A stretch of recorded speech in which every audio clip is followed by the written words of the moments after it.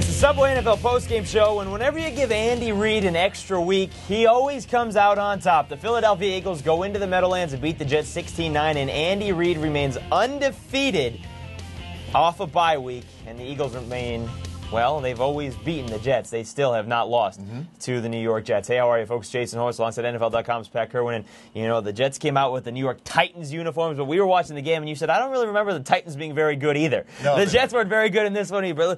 I can't, when we were watching this game, the Eagles completely dominated the football game and only won by 7. Why? Well, I thought they let the Jets hang around kicking field goals, and you and I are watching this game going, no big surprise if all of a sudden the Jets get a quick touchdown and are right back in this game. But when you see Westbrook back on the football field, he took charge of this football game. You didn't see a lot from L.J. Smith, but he's a factor by alignment. You line him up, you displace a safety, you open up running lanes, and you open up the short screen game to go along with it. And William Thomas helped in the pass protection. Brian Westbrook is certainly a key to this team because without him, they're 3-6, and we saw that before the bye against the Giants how poor the offense looked. It's not just running the football. It's not just out of the backfield. He also picks up the blitz as well. He's an outstanding guy who can do all the jobs that Jason just talked about.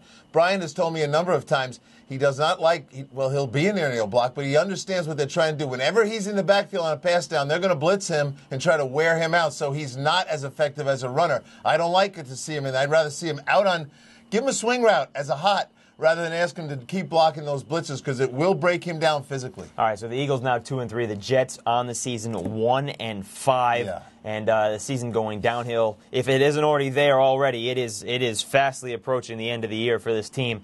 For the third straight week, the offense could not finish the job at the end. Is it time to say, Chad Pennington, we know what you've done for us, but we're going to go to Kellen Clemens? I don't think they're going to do it yet. I think this is going to be a stubborn process where they're not going to bail on this kid right away. How much of it do you want to blame on him personally? He's taking all the blame in New York, and he didn't have a very good day today. But your question is, will they bail on him?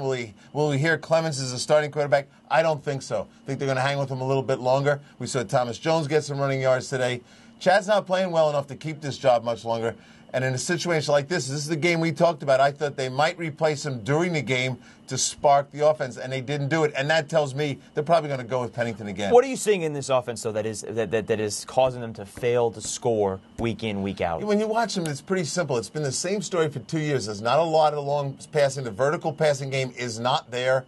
They're not going to make the attempt to do it. So now you got people crowding the line of scrimmage. Kind of amazed that the running game went as well as it did. And when these receivers catch the ball, they're not making a lot happen after the catch either. All right, 1-5 Jets, only one team since 1990 when they went to a 12-team playoff system and have come back from a 1-5 start. Let's forget playoffs for the Jets. All right, let's get some wins first. All right, folks, for more on this game or anything else, check out all over the CBS Audience Network. For NFL.com's Pat Kirwan, I'm Jason Horowitz. Take care.